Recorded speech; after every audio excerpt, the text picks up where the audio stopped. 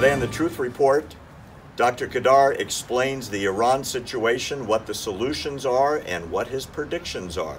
Dr. Kedar is a world-famous expert on terrorism and the Arab-Israeli conflict, has lectured literally thousands of times to the troops and various academic institutions across Israel and elsewhere in the world.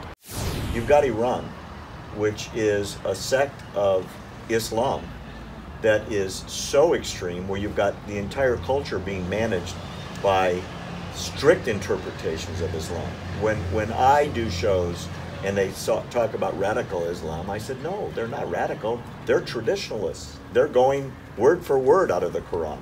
They're not the revolutionaries that are more moderate. They've gone backwards in time. How is the West going to deal with that? Well, this is a big question. I would say even this is the $1 million question. How to deal with extremists?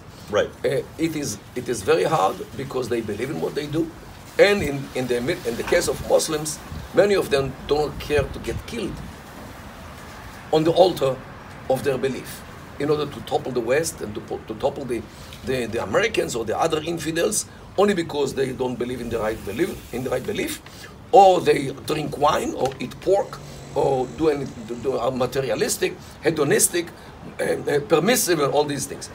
So many of them do feel that they must topple the West because the West actually infiltrates into their societies by the media, and they do install satellite dishes to intercept not only Arabsat or Nilesat, which are, let's say, rather moderate or rather modest, but they also intercept European and American channels, which some of them actually broadcast porn. So they install the dishes, they view all the wonders of the Western media, and they curse the West for broadcasting it in order to undermine their tradition. Okay, this is how it works. And they curse you. Okay, so this is why they watch and they hate. So what's the solution? You're a high-ranking officer in military intelligence, retired. Now they bring you back to lecture. What do you say the solution is? Well, the solution is twofold. First of all, you have to recognize and to understand the problem. Because unfortunately today, and not many really understand the problem of the Islamism, which becomes something, I would say, some kind of a plague almost, which takes over too many societies in the Islamic world, and of course emigrates to other countries with a big immigration which we see today. This is something which, like a spade, which should be named a spade and nothing else. This is one thing. Intelligence has to be used in much more efficient way.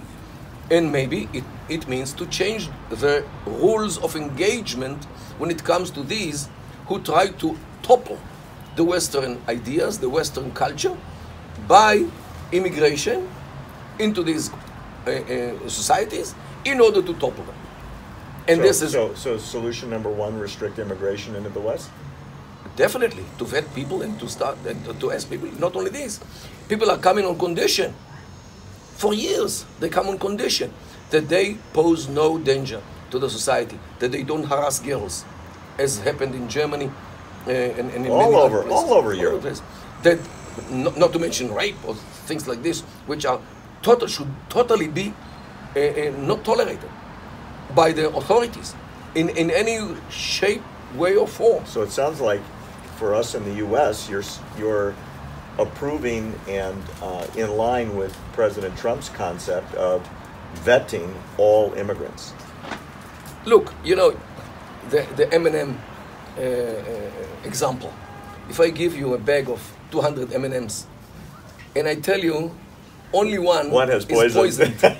How many will you eat? None. Okay. So when it comes to M&M, everybody understands. When it comes to immigrants who might shoot you, as already happened, look, the Times Square and the Fort Hood, not to mention the September 11th. And Florida. And Florida. And look, Kentucky. I'm not saying that all Muslims are terrorists. And there are some terrorists who are not Muslims. Look at what happened only recently in Las Vegas. But when it comes to people who carry culture, which allows them and even orders them, or encourages, or teaches them to fight the jihad against the infidels. This is some kind of potential problem. I'm not saying everyone of them is a problem, but you have to be, to wake up and to see the problem. And even if year 2, 3, 5 pass, and these people are peaceful, it doesn't mean that they will be like this forever. Their children might be a problem, because in Europe they have more problems with the second generation than they have with the first generation, because the first generation actually thank the hosting country, like France, Belgium, Germany, for giving them shelter, giving them food, giving them health, giving them education and job. The first generation are much less of a problem to the hosting countries. The second generation is, in too many cases, the problem. Okay, so I hear restrict immigration, loud and clear. Vet to immigration. vetted immigrants only. Definitely. And their progeny. And continue. And their progeny, right? Number 2, second solution. Now, the problem here is the Middle East, when, like states like Iran, this is a major problem. Because, first of all, they declare, they don't even try to hide it, that they are willing to topple the world, the Western world, as they call America, for example, the big Satan. We are the little Satan. And in Europe is the middle-sized Satan, because it's between, geographically, and the size point of view and the danger point of view. Of course, meanwhile, they can take advantage of the money, investments, oil, gas, industry. Okay, meanwhile, they can take advantage, take the money of the West in order to topple the West. Right. Okay, so this is what they do meanwhile. But the West, his horizon is actually the length of their nose. So you're going back to what my concept was for a number of years, which is the Iran nuclear deal is giving Iran money to come back and fight the West. And give Iran the license to be nuclear. This is actually what this thing is. Even if they hold their procedure to carry on with this nuclear military program for 15 years, as the agreement states, okay, we plan to be here way beyond 15 years. So what would be? Would you buy a house, pay the whole thing, only for 15 years? Of course not. That's crazy. If you buy it, it's yours forever, okay, or for your eyes. But to have an agreement for 15 years, I definitely don't understand those Americans and others as well. Look, the Chinese and the Russians and the British and the French and the Germans also were part of it. Well, it was pushed by President Obama, of course, as his personal legacy.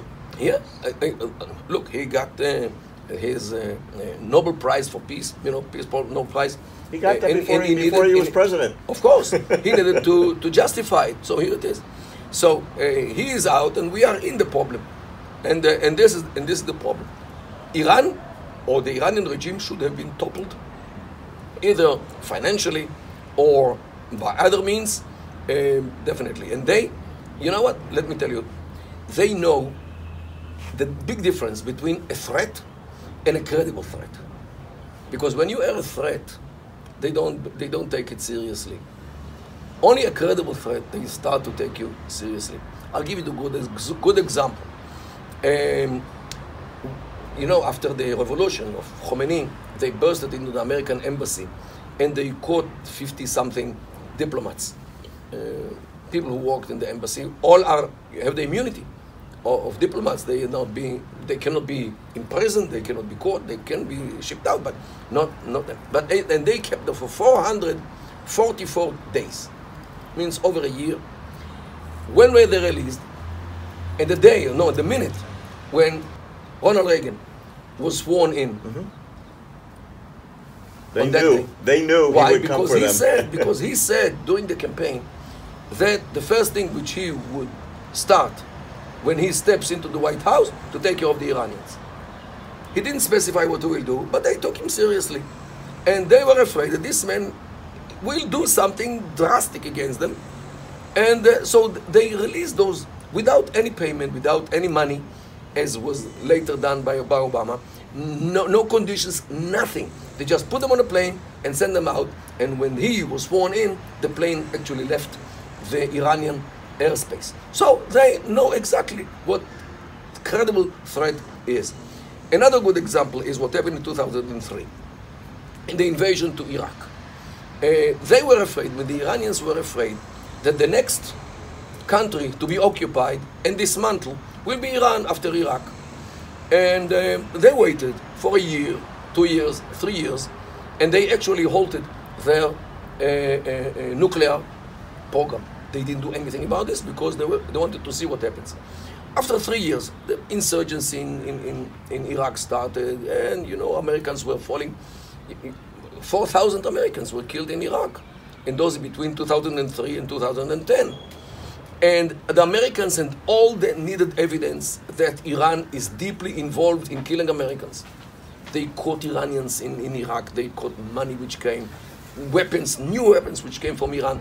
So the Americans had all the evidence to do something drastic against Iran because of the Iranian involvement in the insurgency in Iraq. But Americans didn't do anything. Didn't do anything. And the Iranians understood that America became a paper tiger. So they renewed their nuclear program in 2006. Okay? So as long as there was some kind of a threat, and they believed that this threat might be realized, so they didn't do anything. Once they understood that there is no threat, they continued. So this is a regime which works only upon threats. Thank you for joining us on Because You Asked. You can always contact me at barry@americantruthproject.org or go to our website where you can send a question, make comments, and you can always sign up for free so you never miss an important episode.